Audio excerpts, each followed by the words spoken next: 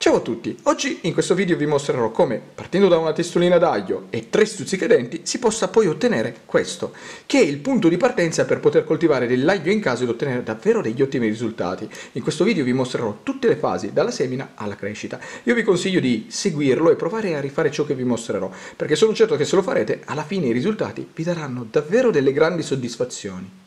La prima cosa che occorrerà fare sarà quella di procurarsi una testa d'aglio. Se fosse integra come questa andrebbe benissimo, ma nell'ipotesi che non la troviate intera andrebbe bene lo stesso. Invece è vincolante che non presenti tracce di funghi, muffe o batteri e che toccandola sia dura al tatto, quindi che i bulbili dal quale è composta, sono gli spicchi interni per intenderci, siano duri.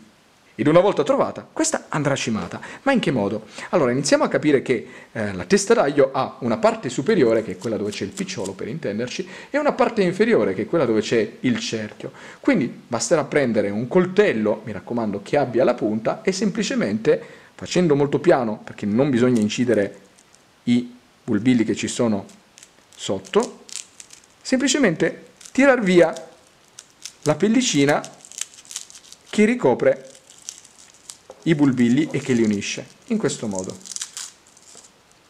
Alla fine della pulizia questo è ciò che dovrete ottenere, o comunque qualcosa di molto simile. Quindi tutta la parte superiore tirata via, in modo che le testoline dei bulbilli che ci sono sotto siano completamente libere. Tolta la pellicina, procurarsi 3 stuzzicadenti e procedere in questo modo. Dovrete letteralmente infilzare con questi la testa d'aglio e andarli ad inserire in questo modo. Quindi, per evitare di bucare il bulbillo, perché sennò c'è pericolo di danneggiarlo, quando inserirete lo stuzzicadente dovrete farlo tra un bulbillo e l'altro, quindi nella scalanatura che si crea. E quindi si procederà in questo modo. Guardate.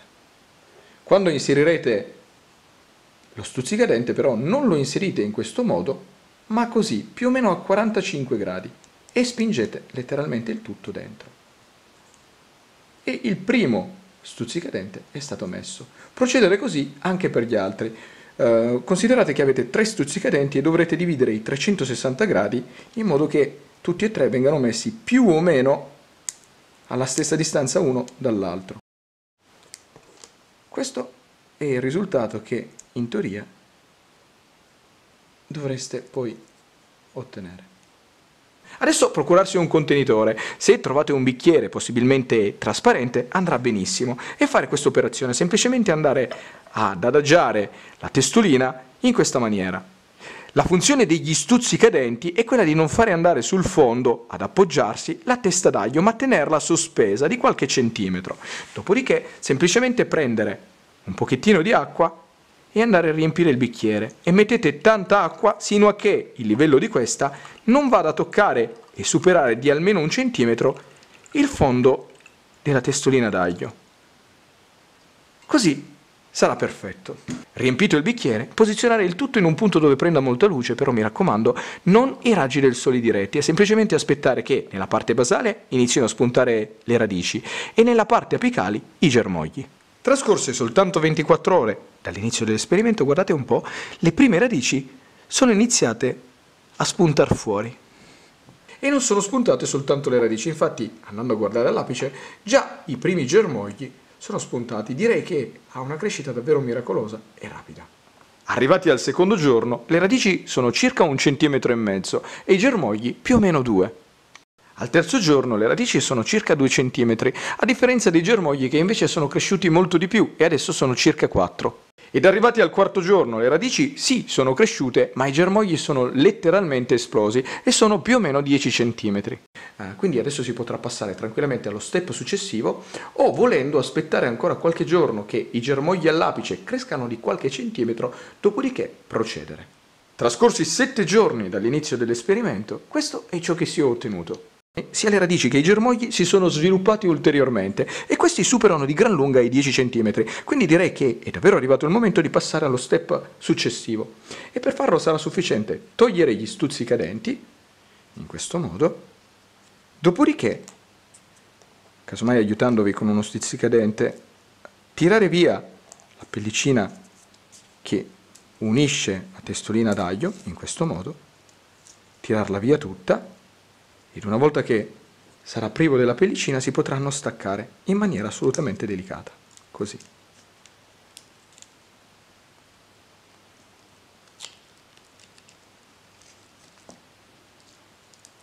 Separarli è davvero molto semplice. Ed una volta separata, questo è ciò che si è ottenuto, ben 11 bulbilli. Devo dire assolutamente un risultato fenomenale, perché tutti hanno creato un apparato radicale alla base e all'apice un germoglio, quindi non resterà altro che mettere questi all'interno del terreno o in un vaso o in terra piena e sperare che poi crescendo producano a loro volta una testolina d'aglio, e se tutto andrà come si spera, da una singola testa d'aglio di partenza ne otterremo ben 11. Separati i bulbilli, non resterà altro che inserirli all'interno del terreno, quindi procurarsi un vaso che abbia un diametro di almeno 30 cm e riempirlo con del terreno. Considerate che l'aglio non ha grandi esigenze di terra, quindi basterà trovarne una che sia soffice, drenante e che mantenga l'umidità, e a quel punto semplicemente inserire i bulbilli all'interno. Quando lo farete dovrete stare essenzialmente attenti a due cose, ovvero la distanza tra un bulbillo e l'altro, che dovrà essere di almeno 10 cm, e la profondità nel quale metterete poi il bulbillo stesso, quindi anche quella dovrà essere di 10 cm. Considerate che in un vaso come questo di 30 cm di diametro potranno andare all'incirca 4 bulbilli, messi in questa maniera. Quindi semplicemente creare un foro appunto di 10 cm, stare attenti quando inserirete il tutto che non si rompano le radici e semplicemente andare ad interrare, così. Dopodiché rinzaffare tutto intorno. E fate così per tutti gli altri. Mi raccomando, la distanza tra uno e l'altro è importante, quindi cercate di ottimizzare lo spazio che avete.